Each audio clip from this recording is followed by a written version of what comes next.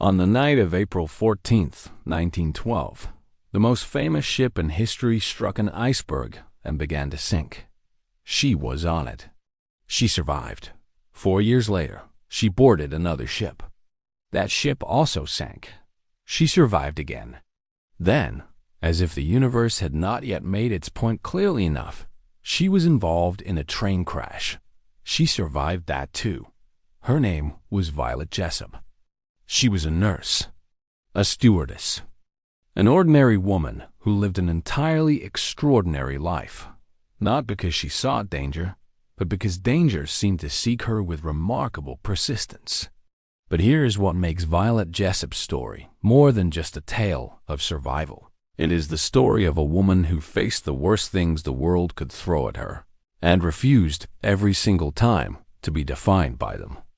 She went back to sea after the Titanic. She went back to sea after the second sinking. She kept going. She kept working. She kept living, with a humor and a grace that makes her one of the most quietly extraordinary figures in the history of the modern world. This is her story. Violet Constance Jessop was born on October 2nd, 1887, in Bahia Blanca, Argentina. Her parents were Irish immigrants, part of the wave of European families who traveled to South America in search of a better life. From the very beginning, Violet's life was defined by survival against the odds. As a young child, she contracted tuberculosis. At the time, tuberculosis was a death sentence for most children. Doctors told her mother that Violet would not survive. Violet survived.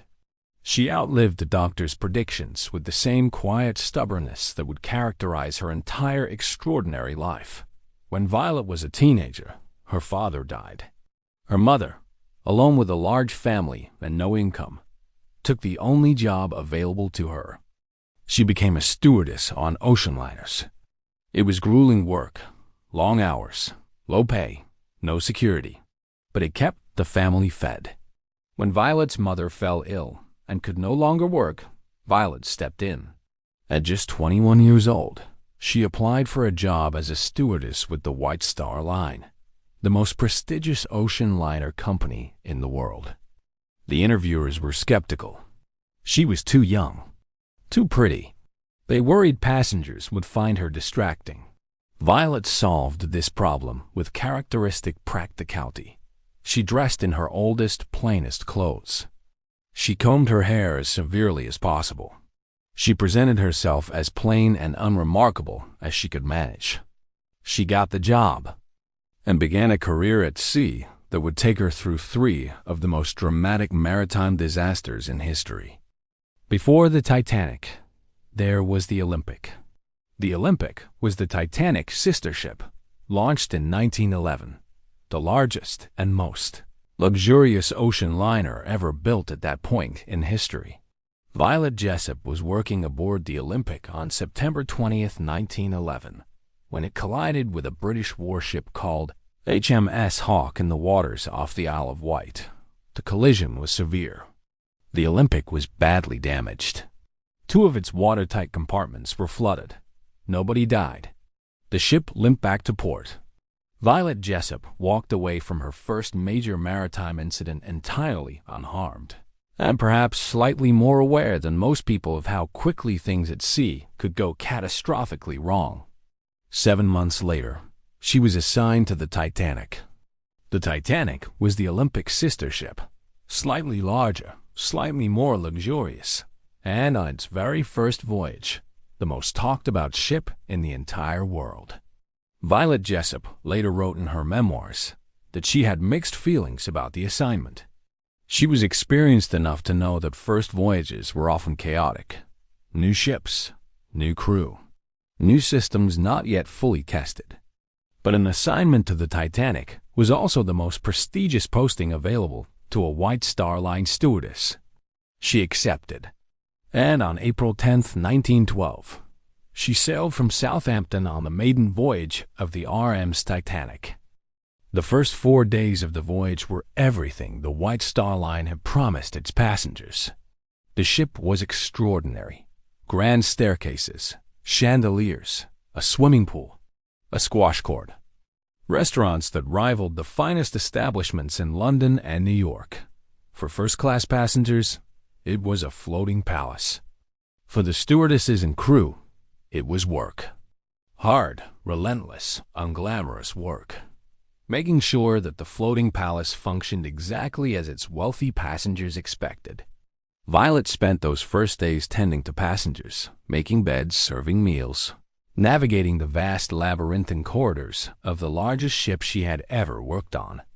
On the evening of April 14th, the ship's officers knew they were sailing through an area with reported ice. Several ice warnings had been received throughout the day from other ships in the area. The Titanic's speed was not reduced. At 11:40 p.m., Lookout Frederick Fleet spotted the iceberg directly ahead. The order was given to turn. It was too late. The iceberg struck the starboard side of the Titanic, tearing a series of gashes below the waterline across 5 of her watertight compartments. The ship, which could stay afloat with 4 compartments flooded, began to sink. Violet Jessop was in her bunk when the collision occurred. She described it later as a strange grinding sensation, more felt than heard, followed by a silence more unsettling than any sound. She got up. She dressed. She went to her station. As the reality of what was happening became impossible to deny, as the bow began to dip and the decks began to tilt, the officer thrust a baby into Violet's arms. "Get on a lifeboat. Hold this child." She did not ask questions. She climbed into Lifeboat 16 with the baby in her arms and was lowered into the freezing black water of the North Atlantic. From the lifeboat, she watched the Titanic sink. She described the sound it made as it broke apart, a sound she said she never fully left behind. She held the baby through the long cold hours until they were rescued by the RMS Carpathia. And then, in one of the strangest details in this already extraordinary story, someone took the baby from her arms and disappeared into the crowd of survivors. She never knew who the child was. She never knew if the child survived. The baby was simply gone. Violet Jessop arrived in New York with nothing but the clothes she was wearing and the memory of what she had seen. Most people, after surviving the sinking of the most famous ship in history, would never set foot on an ocean liner again. Violet Jessop went back to sea within months, because the sea was her job, her income, her life. And Violet Jessop was not someone who let even the worst night of her life take everything from her. 4 years after the Titanic, the world had changed beyond recognition. World War I had transformed everything, including ocean liners. The great ships of the White Star Line were requisitioned by the British government and converted into hospital ships, carrying wounded soldiers from the battlefields of Europe back to Britain. The HMHS Britannic, the third of the White Star Line's 3 sister ships, after the Olympic and the Titanic, was the largest of the 3. It had been under construction when the Titanic sank, and many safety modifications had been made in response to the Titanic disaster. Larger lifeboats, a double hull in critical areas, improved watertight compartments. Violet Jessop, now working as a nurse for the British Red Cross, was assigned to the Britannic. On November 21, 1916, the Britannic was sailing through the Aegean Sea near the Greek island of Kea. At 8:12 in the morning, a massive explosion shook the ship. The cause was either a mine or a torpedo. Historians still debate this today. Whatever the cause, the result was catastrophic. The Britannic began to sink, faster than the Titanic had. Violet Jessop found herself on a sinking ship for the second time in 4 years. She made her way to the lifeboats. What happened next almost killed her. 2 lifeboats were lowered while the Britannic's propellers were still turning. The suction from the propellers pulled the lifeboats into the churning blades. The lifeboats were destroyed. People were killed. Violet Jessop, in the water, was pulled under by the suction of the sinking ship. She was dragged down. In her memoirs, she wrote that she felt the hull of the ship scrape across her head as she was pulled beneath it. She kicked. She fought. She broke the surface. She was rescued. Later, when doctors examined her, they discovered she had suffered a fractured skull. She had not known. She had thought it was simply a very bad headache. 30 people died in the sinking of the Titanic. Violet Jessop was not one of them. She had now survived the sinking of 2 ships, including the most famous maritime disaster in history, and a fractured skull she had dismissed as a headache. And she went back to sea again. The train crash is the detail that makes people stop and stare when they first hear Violet Jessop's story. Because surviving the Titanic is extraordinary. Surviving a second sinking is almost impossible to believe. But surviving a train crash as well begins to feel like something the universe is doing deliberately. The crash occurred in the 1930s. The exact date and details are less precisely recorded than the maritime disasters, but it is documented in Violet's own writings and confirmed by those who knew her. She walked away from that too. But the train crash is not really the point of this part of the story. The point is what happened between the disasters. Because Violet Jessop's life was not only made of catastrophe, it was made of decades of quiet, determined work. After the war, she returned to the White Star Line, then the Red Star Line, then other companies. She worked the great routes, Southampton to New York, England to South America, across the Pacific. She wrote. She observed. She developed a sharp and witty perspective on the world she moved through, the class divisions of ocean travel, the dignity and indignity of service work, the extraordinary variety of human beings she encountered across 4 decades at sea. She was known among her colleagues as someone who remained completely calm in moments of genuine crisis, which, given her history, was perhaps not surprising. When you have stood on the deck of the Titanic at night and watched it disappear beneath the ocean, most things that happen in daily life lose their power to frighten you.